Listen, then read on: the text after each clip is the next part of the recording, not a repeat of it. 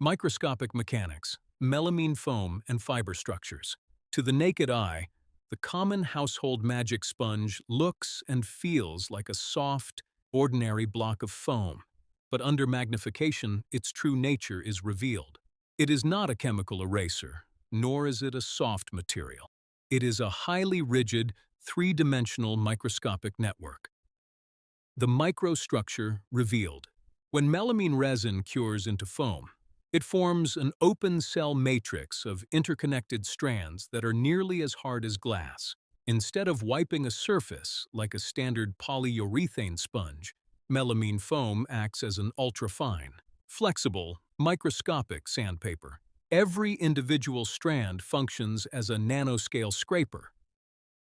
The mechanics of interaction for individuals analyzing or experimenting with unknown fibers and microstructures in a home environment. Understanding this physical interaction is crucial. When the sponge is pressed against a surface, it operates on the exact same structural scale as the fibers themselves, because the melamine strands are exceptionally hard and sharp at a submicron level. They don't slide over the fibers, they physically lock into them. Disruption, friction, and shearing. When movement and pressure are applied, the intense mechanical friction causes immediate microabrasion. Fragile microstructures, or poorly bonded environmental fibers, cannot withstand this structural force. The intense friction can cause these fibers to instantly fracture, shred, or rapidly recoil, making them appear to suddenly snap, shoot away, or completely degrade. This is a purely mechanical reaction. The glass-like strands are physically shearing the structural integrity of the fiber. Capillary action and trapping.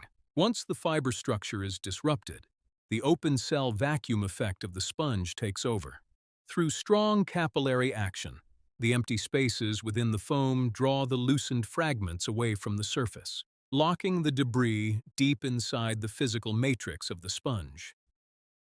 Disclaimer: for those conducting home observations and looking for ways to disrupt or clear these persistent environmental structures, melamine foam offers a unique physical tool. It is important to emphasize that this is not a medical treatment or a magic cure. It is a strict application of material science.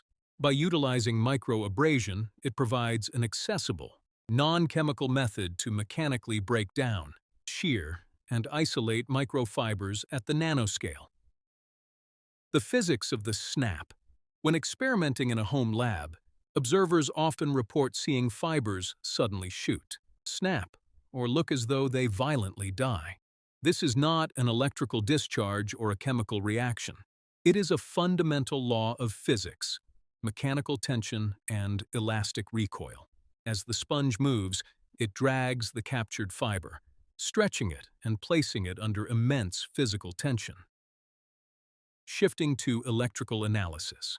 While the magic sponge is a powerful tool for mechanical disruption, home researchers must also account for a completely different force: static electricity. Microfibers often hold an electrostatic charge, which influences how they move and stick to surfaces. If your goal is to deliberately test for, neutralize, or safely discharge a fiber's static energy, you must look beyond household sponges to materials engineered for ESD, or electrostatic discharge, control. Introducing conductive carbon foam. The primary tool for this extraction is black conductive ESD foam, commonly used to protect sensitive electronic components. During manufacturing, this foam is heavily impregnated with microscopic carbon particles. Because carbon is highly conductive, it acts like a literal ground wire. The moment a highly charged microfiber makes physical contact with this black foam, its static charge is immediately neutralized. Differentiating your testing tools. By utilizing both materials in a home testing environment, you can isolate different properties of these structures. The white melamine sponge allows you to observe structural integrity, using friction to mechanically shear and snap the fibers. The black conductive foam allows you to test for electrical behavior, providing a safe, low-resistance path to instantly drain static potential. Because a nanofiber is incredibly thin, it possesses a massive surface area relative to its microscopic mass. Static electricity can only reside on the surface of an object. This means a single, barely visible fiber can hold a staggering amount of concentrated electrical charge. When you use a standard synthetic cloth or household material to wipe the area, you introduce uncontrolled friction. The voltage in that tiny space builds until it hits a critical threshold, violently tearing apart the surrounding air molecules. The result is a microscopic arc or spark. This sudden dielectric breakdown is why fibers can violently twitch, leap, or appear to discharge when disturbed by the wrong material. When discussing electrical arcs and sparks at the nanoscale, a logical question arises. If these microscopic environmental structures are everywhere, why aren't household surfaces catching fire? The answer lies in a fundamental law of physics, the critical difference between voltage and amperage. Voltage represents electrical pressure, while amperage represents the actual volume of current moving through a space. When a nanofiber undergoes dielectric breakdown, the voltage is high enough to tear apart a microscopic pocket of air molecules, creating a visible microspark.